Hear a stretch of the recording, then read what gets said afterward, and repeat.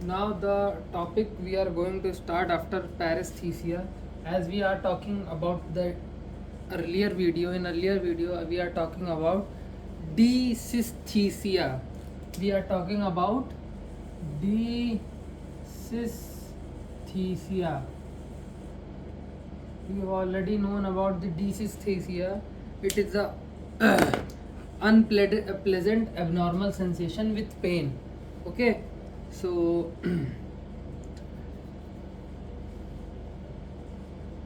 you can basically say every paresthesia, मतलब कोई भी पैरेस्थीसिया हो रहा है आपको, कोई भी पैरेस्थीसिया क्या हो रहा था, पैरेस्थीसिया ये हो रहा था कि पैरेस्थीसिया में पेन जो है वो नहीं हो रहा था, सिर्फ एक सेंसेशन फील हो रहा था। इसमें क्या होता है, पेन भी होता है और एबनॉर्मल सेंसेशन भी होता है। ठीक, तो हर पैरेस्थीसिया डिस्थीसिया नहीं बन सकती है। ठीक है, हर डिस्थीसिया पैरेस्थीसिया नहीं बन सकती है।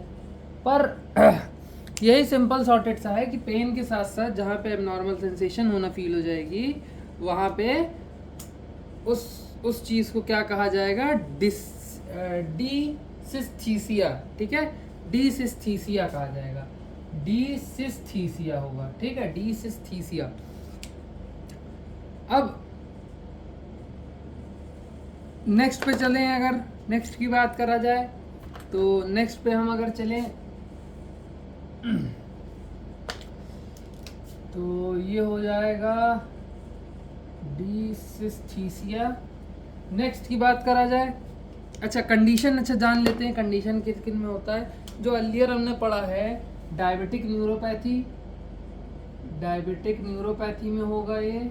ठीक, और कौन सी कंडीशन में होगा, इलेक्ट्रिक शॉक की सेंसेशन में होगा।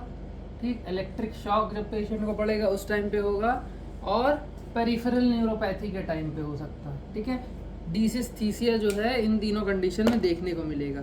सेकंड की बात करें तो सेकंड क्या है, हाइपरसिस्थीसिया। ठीक है, हाइपरसिस्थीसिया। ठीक, हाइपर इस्थीसिया। ठीक है, एक तो ये स्पेलिंग हाइपर इस्थीसिया। ठीक, सिंपल सॉर्टेड सी स्पेलिंग है। ठीक, इसमें क्या होगा, इसमें पेशेंट के एक दिक्कत ये आएगी कि पेशेंट कहेगा कि कोई भी सेंसेशन उसको प्रोवाइड करा जाता है, सेंसरी स्टिमुलाई प्रोवाइड करा जाता है, तो उसका सेंसेशन बढ़ा हुआ है, increased sensitivity to sensory stimuli. ठीक, increase sensitivity to sensory stimuli, sensory stimuli या स्टिमुलेशन पे अगर बढ़ा हुआ है, ठीक, तो उसमें पेशेंट क्या शिकायत करेगा कि बहुत ज़ोर से लग गई। आप उसको हल्का सा टच करेंगे तो पेशेंट ये शिकायत करेगा कि उसे बहुत ज़ोर से लग गई। ये मेनली कब देखा जाता है, जब पेशेंट में नर्व की इरिटेशन हो। ठीक है, nerve irritation due to burn, scar और एनी ट्रॉमा, या कोई भी न्यूरोपैथीज में, न्यूरोपैथीज का अर्लीस्ट साइन में ये चीज़ें देखी जाती हैं। ठीक, न्यूरोपैथीज के अर्लीस्ट साइन में ये हाइपरस्थीसिया देखा जाएगा। तो हाइपरस्थीसिया समझ में आ गया, हाइपरस्थीसिया क्या है। ठीक, अब नेक्स्ट पे चलते हैं, तो नेक्स्ट पे क्या है, हाइपेस्थीसिया। क्या है, हाइपेस्थीसिया। हाइपेस्थीसिया क्या होता है, जितनी पेन होनी चाहिए उससे कम होगी, डिक्रीज्ड सेंसिटिविटी हो जाएगी, जितना दर्द होना चाहिए उससे दर्द कम होगा, आपने कस के घूसा मारा उसे घूसा कम लगेगा, decrease sensitivity to sensory stimuli. ठीक, सिंपल सॉर्टेड सा हो गया। सेकंड, अगर हम ये जानने की कोशिश करें किन टाइम पे ये देखने को मिलेगा, ये हमको देखने को मिलेगा जब हमारे पेरिफेरल नर्व में लीजन हो जाएगा उस टाइम पे देखने को मिलेगा। हमको रेडिकुलोपैथीज में देखने को मिलेगा, ठीक है, रेडिकुलोपैथी में देखने को मिलेगा। ठीक, तीसरा हमको न्यूरोपैथी में देखने को मिलेगा।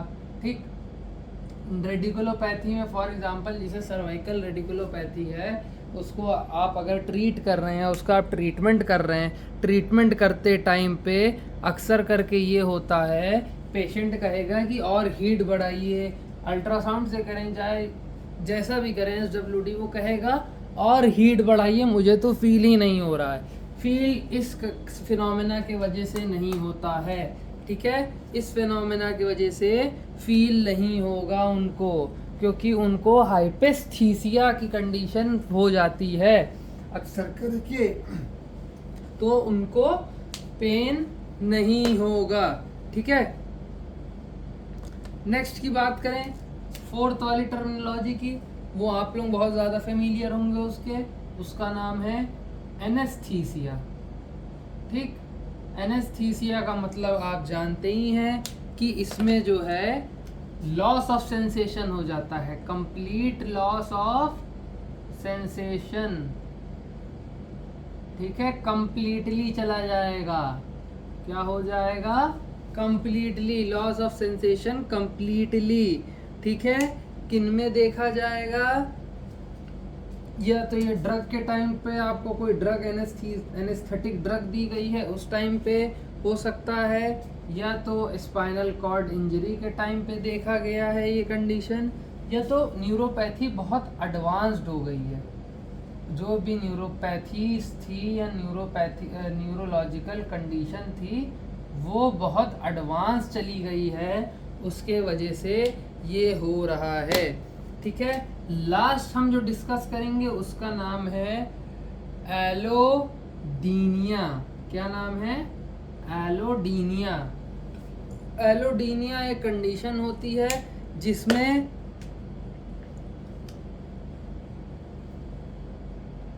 सिंपल सी कंडीशन है, थोड़ा समझिएगा,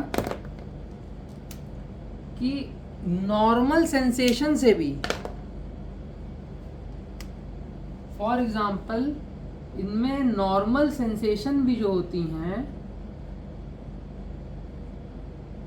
उनसे भी पेन होने लगता है। ठीक, अब ये पेन पकड़े हूँ मैं, ये एक नॉर्मल चीज़ है ना कि पेन मुझसे टच हुआ, मैंने पेन को टच किया, अब पेन पकड़े पकड़े मुझे दर्द होने लगेगा। तो आपको जब नॉर्मल कोई काम करने की सेंसेशन में पेन होने लगे उसे हम कहेंगे एलोडीनिया। ठीक है, एलोडीनिया कहेंगे। ये दो कंडीशंस में देखे जाएंगे, पहला न्यूरोपैथिक पेन के टाइम पे, ठीक है, न्यूरोपैथिक पेन हो रहा है किसी के तो उनमें देखा जाएगा, और दूसरी कंडीशन जिनमें ये देखा जाएगा वो है पोस्ट हर्पेटिक न्यूरैल्जिया।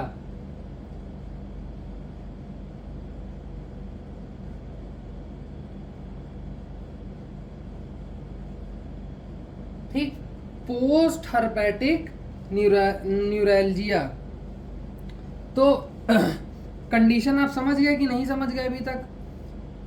ये लास्ट वाला जो है पोस्ट हेपेटिक न्यूरैल्जिया जो है,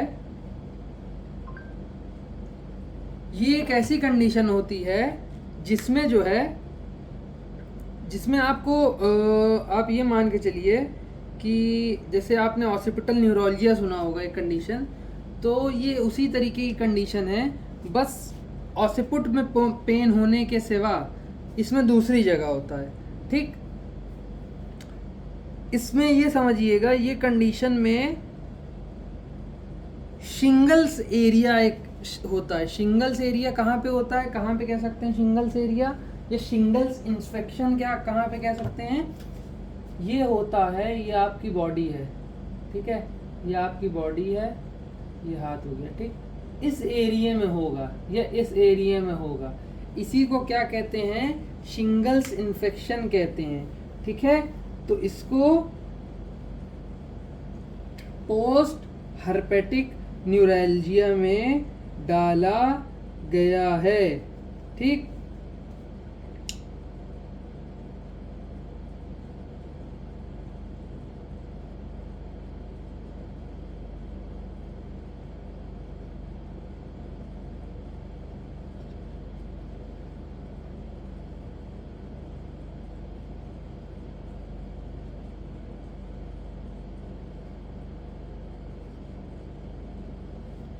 इसके बारे में हम बाद में डिस्कस करेंगे।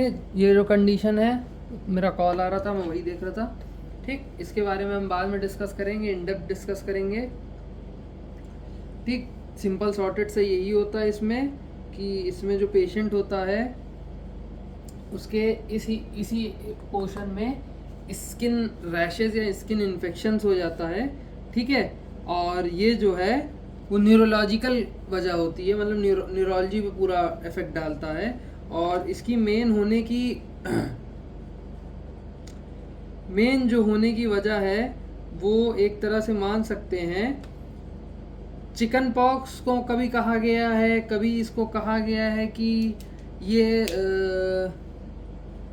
जब कभी नर्व फाइबर डैमेज हो जाते हैं कहीं शिंगल्स के, ठीक है, तब कहा गया है। तो ये एक तरीके का इसका कॉज नहीं ना है, कोई सिंगल कॉज नहीं ना। तो ये मैं समझाना चाह रहा था कि डिस्थीसिया, हाइपस्थीसिया, हाइपेस्थीसिया, एनेस्थीसिया और एल्यूडेनिया में फ़र्क क्या है। ठीक है, एल्यूडेनिया में फ़र्क क्या है, तो सिंपल से यही फ़र्क है कि डिस्थीसिया में पेन होगा एबनॉर्मल सेंसेशन के साथ, पैरास्थीसिया में एबनॉर्मल सेंसेशन होती है और पेन नहीं होता है। ठीक, हाइपरस्थीसिया क्या होगी, आपका जो पेन होगा कोई भी ऑब्जेक्ट से, फॉर एग्जांपल आपको इतना पेन हो, वास स्केल पे 7 नापा गया, तो आपको वो 7 की जगह 10 लगेगा वो पेन। क्यों? Increase sensitivity to sensory stimuli की वजह से। ठीक, हाइपरस्थीसिया में वही पेन डिक्रीज हो जाएगा। अच्छा, इसकी एक और ऐसे वो है। ठीक, अब ये यहाँ पूरा हम लोग पेनी का एक तरह से कॉन्सेप्ट समझ रहे हैं, तो इसमें एक कंडीशन और है जिसको कहते हैं सीपा। ठीक है, सीपा कहते हैं। तो सीपा और हाइपस्थीसिया एक ही तरीके की कंडीशन क्रिएट करता है। ठीक है, सीपा और हाइपस्थीसिया ऑलमोस्ट एक तरह की कंडीशन क्रिएट करता है। इसमें बस ये है कि इसमें डिक्रीज हो जाता है। ठीक है, और उसमें तो रहता ही नहीं ना, एक तरह से लॉस रहता है, तो उसको एनेस्थीसिया में नहीं डालेंगे, वो अलग चीज़ है। हाइपस्थीसिया वाला मसला हो जाता है, उसमें पूरी बॉडी में सीपा होता है। सीपा का फुल फॉर्म क्या होता है? Congenital insensitivity to pain and hidrosis. ठीक है, congenital insensitivity to pain and hidrosis. ठीक है, ये एक बहुत रेयर कंडीशन है, बहुत ज़्यादा रेयर कंडीशन है, और सीपा बहुत कम ही लोगों को होता है। इस कंडीशन में पेशेंट को कहीं भी, कुछ भी, कहाँ भी, जितना मार लो, कभी पेन नहीं होता। और इस तरीके के पेशेंट मोस्टली जो देखे गए हैं वो उनकी डेथ इंटरनल ब्लीडिंग या इंटरनल इन्फेक्शन की वजह से होती है। ठीक है, क्योंकि उनको सिम्टम्स पता ही नहीं चलते हैं। पेट में दर्द हो रहा है तो पेट का दर्द पता ही नहीं चलेगा, दर्द हो रहा है, पेट में दिक्कत है कि नहीं है। तो इस तरीके के पेशेंट का लाइफ स्पैन बहुत ज़्यादा भी होता है, बहुत कम भी होता है, फ़ायदा भी है, एक नुकसान भी है। ज़्यादा इसलिए होता है क्योंकि आधी चीज़ पता नहीं चलती तो टेंशन नहीं रहती। कम इसलिए रहता है क्योंकि अगर सच में आधी चीज़ पता नहीं चल रही है तो आधी चीज़ का इलाज ही नहीं हो पाता है। ठीक है, तो इंटरनल ब्लीडिंग और इन्फेक्शन की वजह से मोस्टली इन पेशेंट्स की डेथ होती है। ठीक, तो हाइपस्थीसिया हो गया। अब एनेस्थीसिया की बात करें तो एनेस्थीसिया होता है लॉस ऑफ सेंसेशन कंप्लीटली, और एलोडीनिया जो होता है इसमें नॉर्मल सेंसेशन भी, हल्का सा छू देने पे भी बहुत पेन लगता है। ठीक है, मतलब वो नॉर्मल सेंसेशन थे, हमारे डे टू डे लाइफ के सेंसेशन में भी इन पेशेंटों को पेन लगने लगता है। ठीक है, ये बेसिकली न्यूरोपैथिक पेन की वजह से होता है या तो पोस्ट हर्पेटिक न्यूरोलजिया की वजह से होता है। पोस्ट हर्पेटिक न्यूरोलजिया वो बीमारी है जो कि चिकन पॉक्स या तो किसकी वजह से होगी, या तो ये होगी क्या वजह थी इसकी, हाँ, न्यूरोलजिया, पोस्ट हिपैटिक न्यूरोलजिया जो है वो बेसिकली दो वजहें मैंने बताई थी। पहला जो है इसमें चिकन पॉक्स की वजह होती है, और दूसरा जब नर्व फाइबर डैमेज हो जाते हैं, शिंगल्स नर्व फाइबर डैमेज हो जाते हैं, ठीक है, तब ये कंडीशन क्रिएट होगी। तो ये पूरा हो गया कंप्लीट हमारा। ठीक, अब हम चलेंगे नेक्स्ट टॉपिक पे। नेक्स्ट टॉपिक जो कि हमारा अब रहेगा पेन। पैरेस्थीसिया हो गया, पैरेस्थीसिया कॉन्सेप्ट क्लियर हो गया, इसके बाद पेन स्टार्ट करेंगे।